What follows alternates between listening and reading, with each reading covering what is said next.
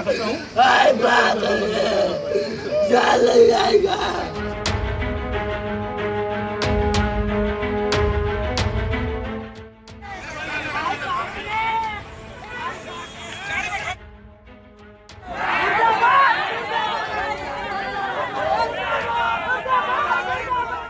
उत्तर प्रदेश के कौशाम्बी जिले में कुछ ऐसा हुआ जो न सिर्फ इंसाफ पर सवाल खड़े करता है बल्कि सिस्टम की संवेदनहीनता को भी नंगा कर देता है। मामला सैनी कोतवाली के लोहंदा गांव का है, जहां राम बाबू तिवारी नाम के एक व्यक्ति ने ऐसा कदम उठाया जिसने पूरे प्रशासन को झकझोर कर रख दिया।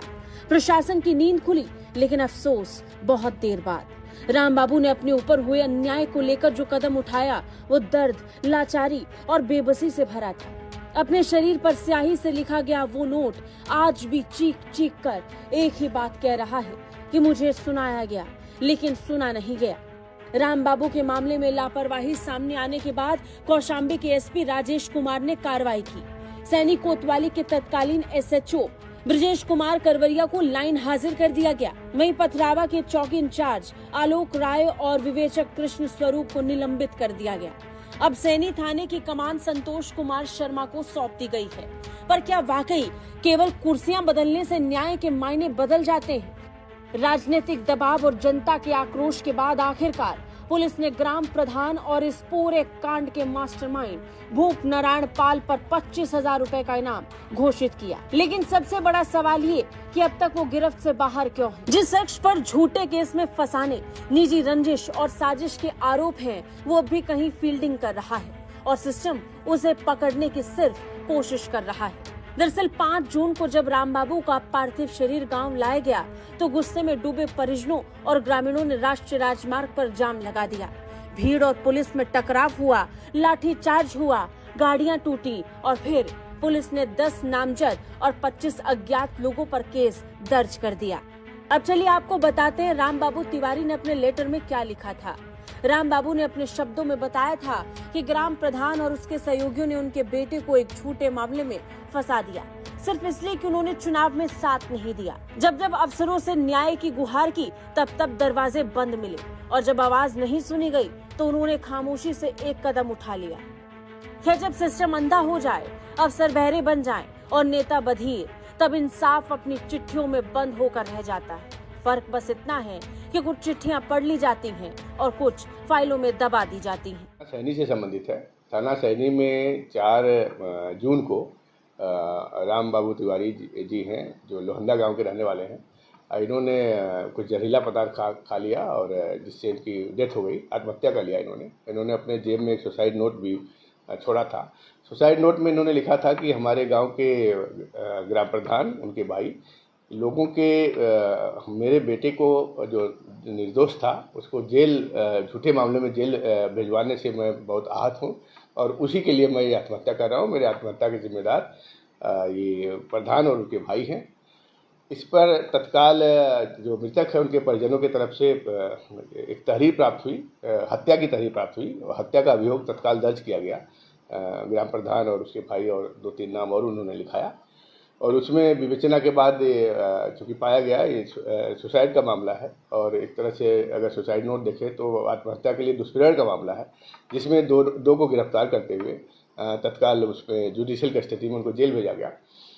इसके बाद 5 तारीख को जब मृतक राम बाबू का पोस्टमार्टम होता है, पोस्टमार्टम के बाद डेड बॉडी लेकर लोग गांव दाह संस्कार के लिए जा रहे होते हैं तो परिजन और उनके और जो भी मिलने वाले थे, जो हमारा राष्ट्रीय राजमार्ग है NH2, उस पर बॉडी को रखकर काफ़ी देर तक जाम लगाते हैं। गांव के काफ़ी लोग आ जाते हैं, महिलाएं भी रहती हैं, कुछ अराजक तत्व भी उसमें शामिल हो जाते हैं। पुलिस को जैसी सूचना मिलती है, जाम को वहाँ पहुँचती है, उनसे काफ़ी बातचीत करती है, उनको समझाने बुझाने का प्रयास करती है कि राष्ट्रीय राजमार्ग है, इस पर इतनी देर तक जाम लगाना ठीक नहीं है।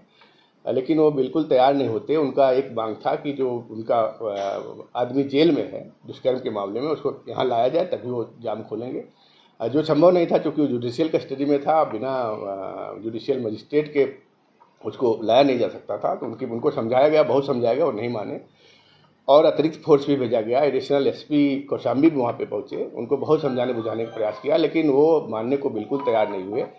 और रास्ता जो जाम लगाए थे उसको खोलने को तैयार नहीं थे। तमाम गाड़ियां उसमें फंस गई, एम्बुलेंसेस फंस गई। एडिशनल एसपी ने भी काफ़ी उनको समझाया, तो एडिशनल एसपी के साथ भी हाथापाई और बदसलूकी वहाँ पे की गई। इसके बाद उनको फिर हल्का बल प्रयोग करके वहाँ से हटवाया गया, सबको सड़क खाली करवाया गया और यातायात को सुगम किया गया। और इसके बाद उसमें एक जाम लगाने का मुकदमा भी लिखा गया, कुछ लोग अरेस्ट भी हुए उसमें, और उसमें फिर कार्रवाई की गई। तो कुल मिला के प्रकरण ये था कि जो ये पहला वाला मुकदमा लिखा गया था, वो क्या किसी रंजिश बस लिखा गया था, किसी रंजिश बस उसको भेजा गया, कि उसमें क्या सच्चाई थी, इन सब बातों को लेकर हमने एक जांच करवाई। इसमें प्रथम दृष्टया उसमें लापरवाही थाने की पाई गई, चौकी इंचार्ज विवेचक की और थाना प्रभारी का भी पर्यवेक्षण शिथिल पाया गया, जिसको तत्काल प्रभाव से मेरे द्वारा वहाँ से ट्रांसफ़र किया गया, 2 सब इंस्पेक्टर को निलंबित किया गया और पूरी मामले की, पूरे प्रकरण की निष्पक्ष विवेचना हो, साथ संगत विवेचना हो और किसी भी पक्ष के साथ कोई अन्याय और जाति न हो। इसको थाना सैनी से विवेचना को हटाकर थाना कड़ाधाम के थाना प्रभारी से विवेचना सुनिश्चित कराई जा रही है। परिजन को ये सब चीज़ें बता दी गई है और जो उसमें आरोपी जिसके लिए राम बाबू ने आत्महत्या की थी, जिसका नाम लिया है, उसकी तलाश की जा रही है, उस पर इनाम घोषित किया गया है और जल्दी से पूरी प्रकरण में जो निष्पक्ष कार्रवाई हो सुनिश्चित मेरे निकट निर्देशन में की जा रही है। कितना इनाम घोषित किया जाए? वो जो इसमें प्रधान है, जो अभी नहीं मिला, उसे 25,000 का इनाम मेरी तरफ से घोषित है। उसकी हमारी टीम लगी है, उसकी तलाश कर रही है। जल्दी से समस्त प्रकरण का निस्तार होगा और जो राम बाबू का पीड़ित परिवार था, सभी से बात की गई और पुलिस की कार्रवाई से सभी लोग संतुष्ट हैं। कौशाम्बी से अखिलेश कुमार की रिपोर्ट, यूपी तक।